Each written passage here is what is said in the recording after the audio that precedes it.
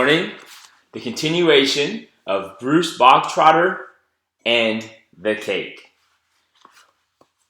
At this point, the kids are all sitting in the meeting hall with the Trunchbull on the stage. Bruce is up on the stage, and he just got called out for stealing the Principal Trunchbull's special chocolate cake. And now it is time for the Trunchbull to give out his punishment. Let's see what happens. When she spoke again, her voice was suddenly softer, quieter, more friendly, and she leaned towards the boy, smiling. "You like my special chocolate cake, don't you, Bogtrotter? It's rich and delicious, isn't it, Bogtrotter?" Very, very good, the boy mumbled. The words were out before he could stop himself. "You're right," the Trunchbull said. "It is very good. Therefore, I think you should congratulate the cook. When a gentleman has a particular good meal, Bogtrotter, he always sends his compliments to the chef. You didn't know that, did you, Bogtrotter? But those who inhabit the criminal underworld are not noted for their good manners." The boy remained silent. "Cook!" the Trunchbull shouted, turning her head towards the door. "Come here, cook! Bogtrotter wishes to tell you how good your cake is." The cook, a tall, shriveled female who looked as though all of her body juices had been dried out of her long ago in a hot oven, walked on to the platform wearing a dirty white apron. Her entrance had clearly been arranged beforehand by the head mistress. "Now, then, Bogtrotter," the Trunchbull boomed, "tell cook what you think of her chocolate cake." Very good," the boy mumbled. You could see he was now beginning to wonder what all this was leading up to. The only thing he knew for certain was that the law forbade the Trunchbull to hit him with the riding crop that she kept smacking against her thigh. That was some comfort, but not much, because the Trunchbull was totally unpredictable. One never knew what she was going to do next. "There you are, cook," the Trunchbull cried. "Bogtrotter likes your cake. He adores your cake. Do you have any more of your cake you could give him?" "I do indeed," the cook said. She seemed to have learnt her lines by heart. Here's a picture of our infamous Trunchbull talking to Bogtrotter. "Then go and get it, and bring a knife to cut it with." The cook disappeared. Almost at once she was back again, staggering under the weight of an enormous round chocolate cake on a china platter. The cake was fully 18 inches in diameter, and it was covered with dark brown chocolate icing.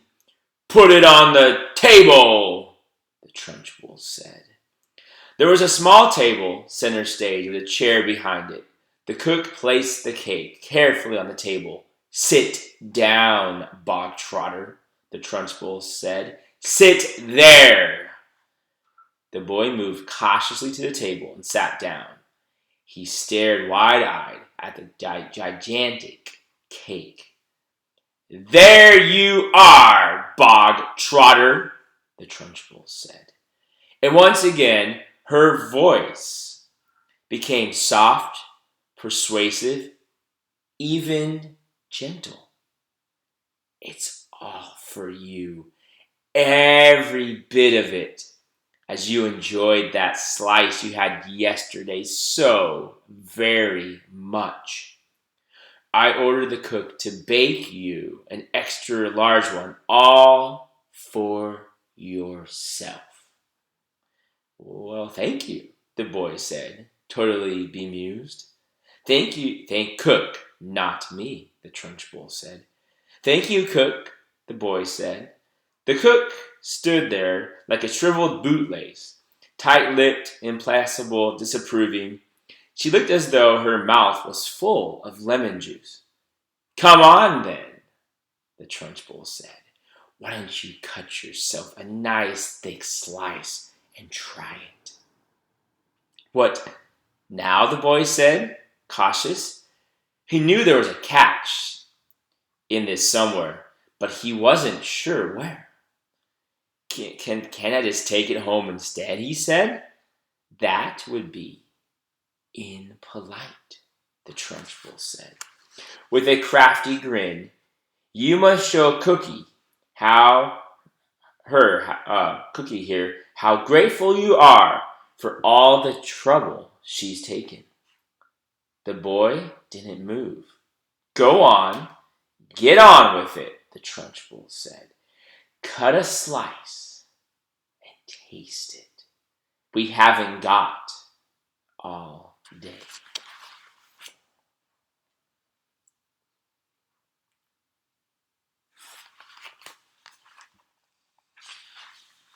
The boy picked up the knife and was about to cut into the cake when he stopped.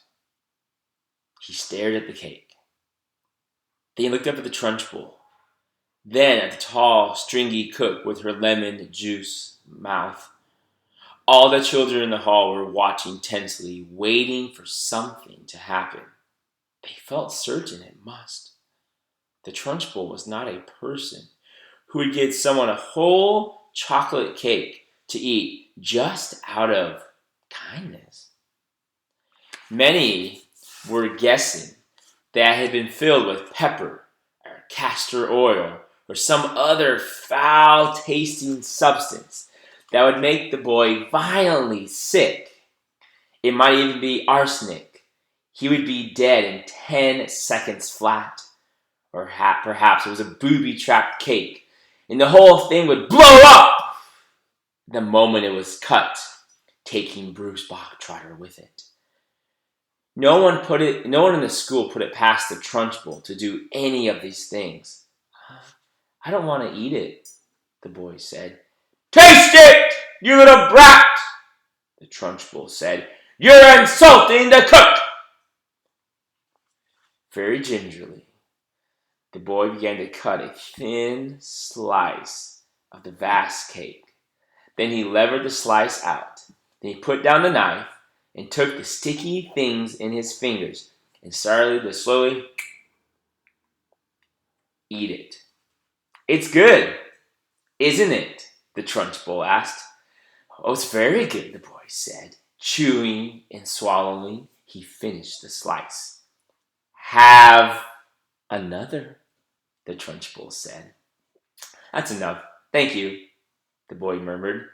I said, have another, the Trunchbull said, and now there was an altogether sharper edge to her voice.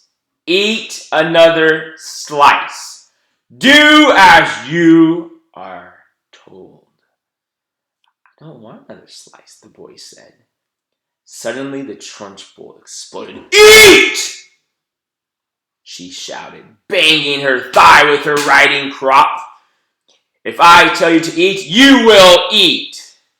You wanted cake, you stole cake, and now you've got cake.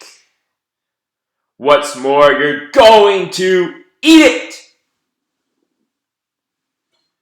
You do not leave this platform, and nobody leaves this hall until you've eaten the entire cake that is sitting in front of you.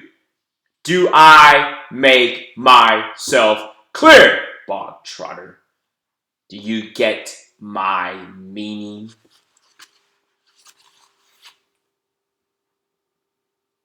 Picture of Bogtrotter with the cake and the knife and the Trunchbull standing over him.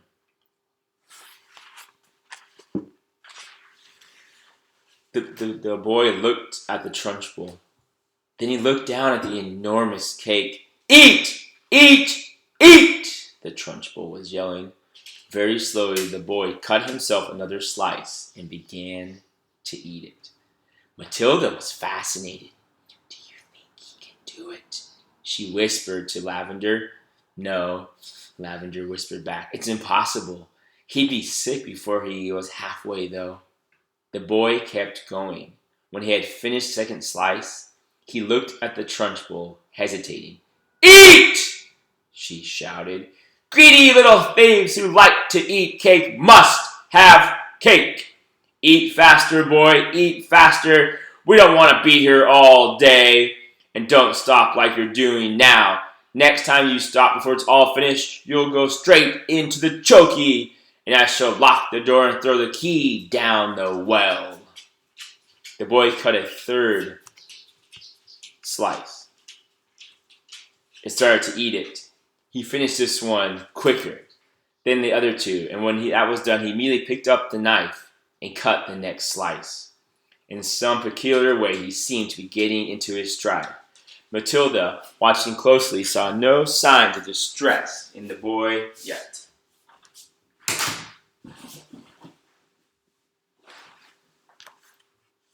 If anything, he seemed to be gathering confidence as he went along. "He's doing well," she whispered to Lavender. "He'll be sick soon," Lavender whispered back. "It's going to be horrid." When Bruce Bogtrotter had eaten his way through half the entire enormous cake, he paused for just a couple of seconds and took several deep breaths. The Trunchbull stood with hands on hips, glaring at him. "Get on with it!" she shouted. "Eat it up!" Suddenly the boy let out a gigantic belch, which rolled around the assembly hall like thunder. Many of the audience began to giggle. "Silence!" shouted the Trunchbull. The boy himself, another thick slice, and started eating it fast. There was still no sign of flagging or giving up. He certainly did not look as though he was about to stop and cry out, I can't eat anymore! I'm going to be sick!" He was still in the running. And now a subtle change was coming over the two. Here's a picture of Mr. Bruce eating all that chocolate cake here.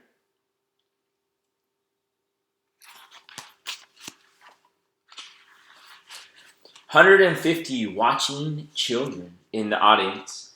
Earlier on, they had sensed impending disaster.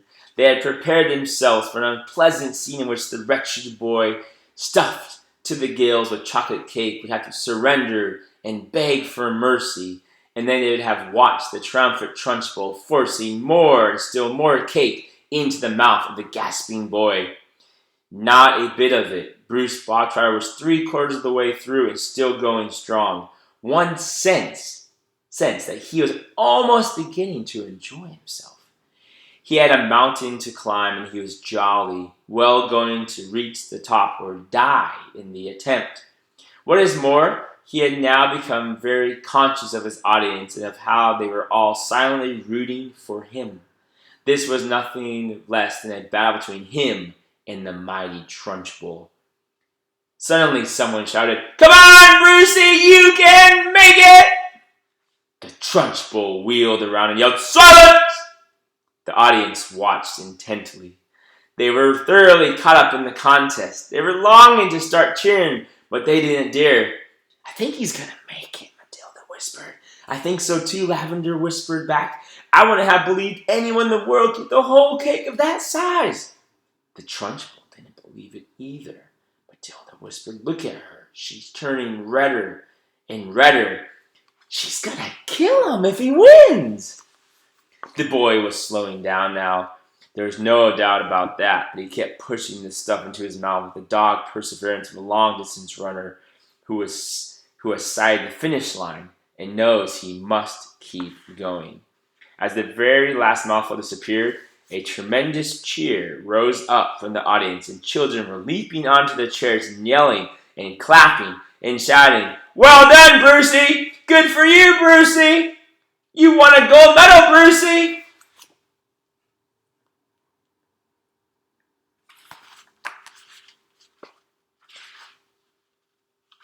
The Trunchbull stood motionless on the platform, Her great horsey face had turned the color of molten lava, and her eyes were glittering with fury. She glared at Bruce Bogtrotter, who was sitting on his chair like a huge, overstuffed grub, replete, comatose, unable to move or to speak. A fine sweat was beading his forehead, but there was a grin of triumph on his face. Suddenly the Trunchbull lunged forward and grabbed the large empty china platter on which the cake had rested. She raised it high in the air and brought it down with a crash right on the top of the wretched Bruce Bogtrotter's head, and pieces flew all over the platform. The boy was by now so full of cake, he was like a sack full of wet cement, and you couldn't have hurt him with a sledgehammer. He simply shook his head a few times and went on grinning. "Go to blazes!" screamed the Trunchbull, and she marched off the platform, followed closely by the cook. There's a picture of Bruce here. Full of cake, chocolate, delicious cake, and the Trunchbull standing over him just before she crashes that china plate right on his head. Tomorrow, we will go to our next chapter, and it is called Lavender. And as you can see, here's a picture of Miss Honey here. So something happens to Lavender. Tune in tomorrow, and we will find out. Have a great day. Bye, everybody.